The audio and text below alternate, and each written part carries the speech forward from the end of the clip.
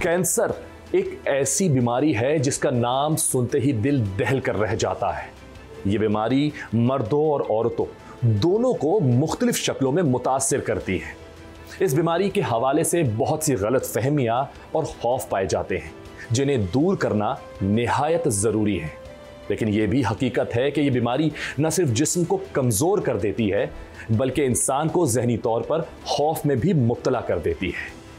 बदकिस्मती से अक्सर इस बीमारी की तशख़ीस उस वक्त होती है जब मर्ज़ बहुत ज़्यादा फैल चुका होता है और इलाज का सफ़र बहुत मुश्किल हो जाता है। लेकिन अगर इसकी तशख़ीस बर वक्त हो जाए और अद्वियात दस्तयाब हो तो इंसानी जान बचाई जा सकती है। इसी हवाले से गुफ्तगू करने के लिए आज हमारे साथ मौजूद हैं डॉक्टर मरियम नोमान। अस्सलाम वालेकुम डॉक्टर साहिबा। वालेकुम अस्सलाम। कैसी हैं आप? अल्हम्दुलिल्लाह, थैंक यू। बहुत शुक्रिया वक्त निकालने के लिए। मैम, सबसे पहले मैं आपसे पूछना चाहूँगा कि ख़वातीन में अमूमन कौन सा जो कैंसर है वो पाया जाता है सबसे ज़्यादा? अच्छा, देखिए, जब हम ख़वातीन के कैंसर्स की बात करते हैं तो ख़वातीन में सबसे ज़्यादा पाया जाने वाला कैंसर जो है वो ब्रेस्ट कैंसर यानी छाती का कैंसर है।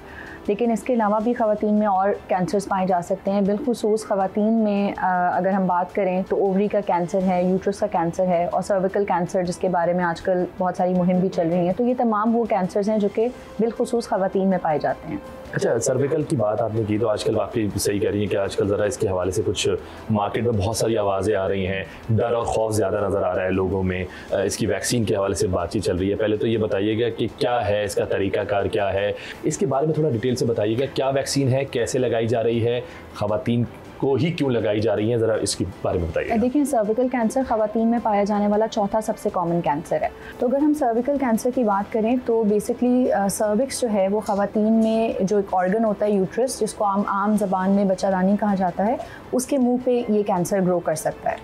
और ये कैंसर 90% केसेस में यानी 90% ये कैंसर ह्यूमन पैपिलोमा वायरस की वजह से होता है। तो ये जो वैक्सीन अभी हमारे बच्चियों को दी जा रही है ये बेसिकली ह्यूमन पैपिलोमा वायरस की वैक्सीन है, जिसमें इसकी दो टाइप सबसे ज़्यादा ये कैंसर कराती हैं, 16 और 18। तो जो कैंसर पाकिस्तान में इस वक्त अवेलेबल है वो ह्यूमन पैपिलोमा वायरस 16 और 18 के अगेंस्ट है। और हम बहुत आसानी से कह सकते हैं कि इस वैक्सीन की सिंगल डोज से तकरीबन 90% इस बीमारी से बचा जा सकता है। और ये बात जानना बहुत ज़रूरी है कि अमूमन जब हम कैंसर्स की बात करते हैं तो हम बात करते हैं कि कैंसर की तशख़ीस जल्दी हो जाए। जितनी जल्दी तशख़ीस होगी उतनी जल्दी उसका इलाज मुमकिन है। लेकिन ये एक ऐसा कैंसर है कि जिसकी वजह से हम ना सिर्फ ये कि जल्दी तशख़ीस के इसके अलग तरीके हैं, वैक्सीन की वजह से हम मुकम्मल तौर पर इस कैंसर से बच सकते हैं। इसलिए बहुत ज़रूरी है कि तमाम वो बच्चियाँ जिनकी उम्र 9 से 14 साल की उम्र के दरमियान है उनके वालिदैन को चाहिए कि वो ज़रूर अपने बच्चियों को ये वैक्सीन लगवाएँ। अच्छा, वैक्सीन लगवाने की बात हो रही है अभी बच्चियों को, अगर इस वैक्सीन को लगाने के लिए कोई भी आएगा, कहीं भी जाएगा तो शायद मालूमात नहीं दी जा रही, इसलिए भी डर बैठा जा रहा है कि पता नहीं हमें कौन सी वैक्सीन लग रही है। इसको भी जरा थोड़ा डिटेल में समझा दीजिएगा। जो ह्यूमन पैपिलोमा वायरस है वो बेसिकली हम कहते हैं कि उसका ताल्लुक जो है वो सेक्सुअल इंटीमेसी से होता है। लेकिन तमाम वो बच्चियाँ जो कि 9 से 14 साल की उम्र में हैं, अभी वो ऐसी एज में हैं जिसमें उनका जो इम्यून सिस्टम है, बॉडी का जो क़ुव्वत मुदाफ़ियत का सिस्टम है वो बहुत रोबस्ट तरीके से बहुत एक्टिवली काम करता है। तो इस उम्र में जब वैक्सीन लगाई जाती है तो हम एक्सपेक्ट करते हैं कि मैक्सिमम जो बॉडी की क़ुव्वत मुदाफ़ियत है वो इस वायरस के अगेंस्ट बनेगी। तो कभी भी फ्यूचर में जब उनको इस वायरस से अगर वो इन्फेक्ट होती हैं तो उनकी बॉडी में अगर पहले से इसके अगेंस्ट क़ुव्वत मुदाफ़ियत होगी तो फिर वो आगे जाकर इस कैंसर से बच सकती हैं। अच्छा, ये तो हो गया अभी से जो लगाई जा रही है। अगर ये कैंसर किसी को है इस तरह का तो क्या ये वैक्सीन सपोर्ट कर रही है उनके लिए? देखिए, वैक्सीन का काम जनरली हम किसी भी वैक्सीन की बात करते हैं तो वैक्सीन का काम है बीमारी से बचाओ। जब एक दफ़ा किसी को बीमारी हो जाए तो उसके बाद उस बीमारी का इलाज ज़रूरी होता है, ना कि वैक्सीन। ठीक है, फिर वो ट्रीटमेंट है उसका है और इसका ट्रीटमेंट है, मौजूद है, किया जा सकता है। लेकिन कौन सी स्टेजेस से है? अगर देखें, अगर हम अब तमाम कैंसर्स की ही बात करें, ना सिर्फ ये कि सर्विकल कैंसर, हम ब्रेस्ट कैंसर की भी बात करते हैं क्योंकि वो ख़वातीन में पाया जाने वाला सबसे कॉमन कैंसर है और अक्टूबर में हम बहुत ज़्यादा ब्रेस्ट कैंसर अवेयरनेस की बात कर रहे हैं। तो तमाम कैंसर्स का इलाज उसके अर्ली स्टेजेस में मुमकिन है। इसीलिए हम तमाम ख़वातीन को स्पेसिफिकली अगर हम ख़वातीन की बात करें तो तमाम ख़वातीन को गाइड करते हैं कि वो अपना ख़ुद का मुआयना करें। जैसे अगर हम ब्रेस्ट कैंसर की बात करें तो मैमोग्राम कराएं, जो कि 40 साल से बड़ी उम्र की तमाम ख़वातीन को साल में एक दफ़ा करवाना चाहिए, ताकि जो भी खुदा न खास्ता अगर कैंसर की कोई शिकायत है तो वो जल्दी स्टेज पे उसका पता लगाया करवाया जा सके। इसी तरह ख़वातीन में पाए जाने वाला जो सर्विकल कैंसर है उसकी भी कुछ इस तरह की टेस्टिंग है जिसकी मदद से बीमारी को जल्दी पकड़ा जा सकता है, जिसमें रिकमेंडेड ये है कि पैप स्मेयर जो कि बच्चादानी के मुंह का एक छोटा सा टेस्ट होता है जो कि किसी भी गायनेकोलॉजी या फैमिली मेडिसिन क्लिनिक में कराया जा सकता है, तो वो भी रिकमेंडेड है कि 29 साल से बड़ी उम्र की जितनी भी ख़वातीन हैं वो हर 3 साल पे अपना पैप स्मेयर कराएं। उसके लिए हम ख़वातीन में अपनी आगाही दें ताकि अगर ये टेस्ट होंगे तो हम कैंसर को जल्दी स्टेज पे पकड़ सकेंगे जिन स्टेजेस पे उसका मुकम्मल इलाज मुमकिन है। जो आप ख़वातीन में अब बात हो रही है इस कैंसर के हवाले से, ब्रेस्ट कैंसर के हवाले से बात की, आजकल काफ़ी ज़्यादा केसेस बढ़ते जा रहे हैं, इसकी क्या वजह है? देखिए, जब भी हम इंसिडेंट्स रिपोर्ट करते हैं ना कि कैंसर की शरह बढ़ गई है तो उसकी 2 वजूहात होती हैं। एक वजह ये भी होती है कि क्योंकि हमारी ख़वातीन में, हमारे लोगों में आहिस्ता आहिस्ता आगाही बढ़ रही है, जिसकी वजह से हम एक्सपेक्ट करते हैं कि ज़्यादा ख़वातीन इस मर्ज़ वाली हस्पतालों में आएंगी, उनका बीमारी डायग्नोस होगी, जिसकी वजह से हमें लगता है कि शरह बढ़ रही है। पिछले टाइम में बहुत सारी ख़वातीन हॉस्पिटल्स में आके रिपोर्ट भी नहीं करती थी, एक ये वजह है। और दूसरा डेफिनेटली हमारा एक लाइफस्टाइल है जो कि बहुत ज़्यादा चेंज हो गया है। फिर कैंसर की कोई एक वजह नहीं है, कैंसर की बहुत सारी वजूहात हैं जिसमें कुछ ऐसे रिस्क फैक्टर्स हैं जो कि हमारे कंट्रोल में हैं। मिसाल के तौर पे सिगरेट स्मोकिंग है, मिसाल के तौर पे वर्जिश का करना है, वज़न का बढ़ना है, लेकिन बहुत सारे ऐसे रिस्क फैक्टर्स भी हैं जो कि हमारे किसी के भी कंट्रोल में नहीं है। मिसाल के तौर पे फैमिली हिस्ट्री का पॉजिटिव होना एक रिस्क फैक्टर है, खुद खातून का होना ब्रेस्ट कैंसर का एक रिस्क फैक्टर है, बढ़ती हुई एज है।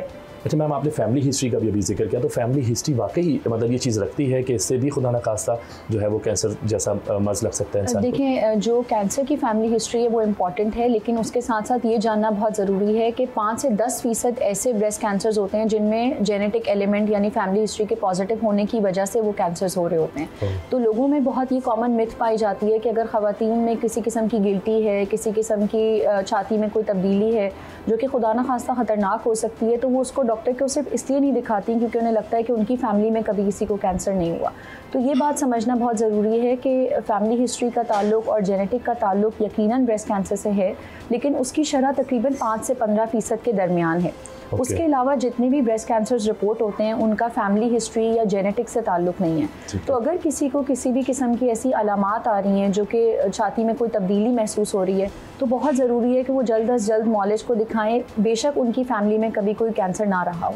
मुझे बताइए कि किस वजह से ज़्यादा हो रहा है ये, क्योंकि ख़वातीन में आजकल देखा जाता है स्मोकिंग की वजह से ज़्यादा हो रहा है, या ये पान गुटखे छालिया इन चीज़ों की वजह से ये ज़्यादा फैलता है? आखिर क्या वजह क्या है इसका इतना ज़्यादा हो? देखिए, ब्रेस्ट कैंसर की कोई एक वजह नहीं है। जैसे मैंने आपको बताया कि एक मल्टीफैक्टोरियल बीमारी है जिसमें बहुत सारी चीज़ें एक साथ अफेक्ट करती हैं। ये भी पॉसिबल है कि किसी का लाइफस्टाइल बहुत हेल्दी हो, ये भी पॉसिबल है कि कोई सिगरेट ना पीता उसके बावजूद उसको कैंसर हो जाए। तो हम ये गाइड करना चाहते हैं कि हमें उन तमाम रिस्क फैक्टर्स को ज़रूर कंट्रोल करना है जो कि हमारे हाथ में है, क्योंकि सिगरेट स्मोकिंग ना सिर्फ ये कि हम ब्रेस्ट कैंसर की सिर्फ बात नहीं करेंगे, सिगरेट स्मोकिंग से और भी बहुत सारे कैंसर्स पॉसिबल हैं। का कैंसर है, लबलबे का कैंसर है, मसाने का कैंसर है, ये तमाम वो कैंसर्स हैं जो कि सिगरेट स्मोकिंग के साथ लिंक्ड है। अच्छा, जब इसकी तशख़ीस हो जाती है ब्रेस्ट कैंसर की या किसी भी कैंसर की, इलाज के ऑप्शंस क्या क्या होते हैं? देखिए, हर कैंसर के स्टेज वाइज और जिस्म में कहाँ का कैंसर है उसके मुताबिक उसके जो इलाज के तरीके हैं वो डिफरेंट हैं, लेकिन अगर हम जनरली स्पीकिंग बात करें तो किसी ना किसी पॉइंट पे कैंसर की जो दवाई है जिसको कि आम ज़बान में कीमोथेरेपी कहा जाता है, या अब हमारे पास टारगेटेड थेरेपी है, इम्यूनोथेरेपी है, उसका डेफिनेटली एक रोल है। इसके अलावा किसी न किसी पॉइंट पे सर्जरी ऑफ़र की जाती है, और इसी तरह शुआओं का इलाज के ज़रिए भी बहुत सारे कैंसर्स के लिए मतलब वो ज़रूरी होता है शुआओं का इलाज देना। लेकिन ये सब डिपेंड करता है कि हम किस कैंसर की बात कर रहे हैं और किस स्टेज पे बीमारी हमारे पास डायग्नोस हो रही है। अच्छा, डायग्नोस करने के लिए बायोप्सी का भी बताया जाता है, एक तरीका कार है। पहले तो बताया बायोप्सी है क्या, और दूसरी बात ये कि एक इसमें भी बड़ा डर पाया जाता है लोगों के जहनों में कि उससे मतलब वो ख़तरनाक चीज़ है, उसकी वजह से कोई बीमारी हो जाती है या उसकी वजह से ही कैंसर हो जाता है। इससे भी ज़रा क्लियर। बहुत अच्छा सवाल आपने किया है, क्योंकि हम रूटीनली देखते हैं कि बहुत सारे लोग बायोप्सी का सुनकर घबरा जाते हैं और वो ये कराना नहीं चाहते। तो बायोप्सी तो देखें, सबसे पहले मैं ये बताना चाहूँगी कि बायोप्सी है क्या।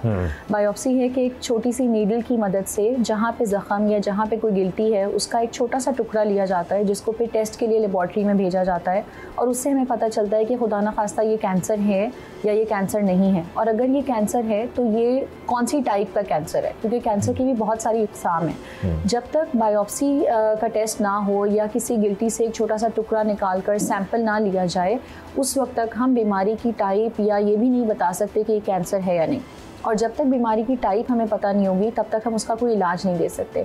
तो ये बहुत कॉमन मिथ है हमारे लोगों में कि अगर नीडल टच हो जाएगी या हम कोई सैंपल ले लेंगे तो उससे बीमारी बढ़ जाएगी, उससे बीमारी जिस्म में फैल जाएगी। तो मैं ये ज़रूर क्लियर करना चाहूँगी कि प्लीज़ अगर किसी भी वजह से किसी को बायोप्सी की इंडिकेशन होती है, बायोप्सी एडवाइस की जाती है, तो सिर्फ इस डर से कि नीडल टच होने से बीमारी बढ़ जाएगी अपने इलाज में ताख़ीर ना करवाइए, बायोप्सी ज़रूर करवाइए, क्योंकि बायोप्सी के बगैर इलाज तक हम नहीं पहुंच सकते, क्योंकि तशख़ीस ही पॉसिबल नहीं है।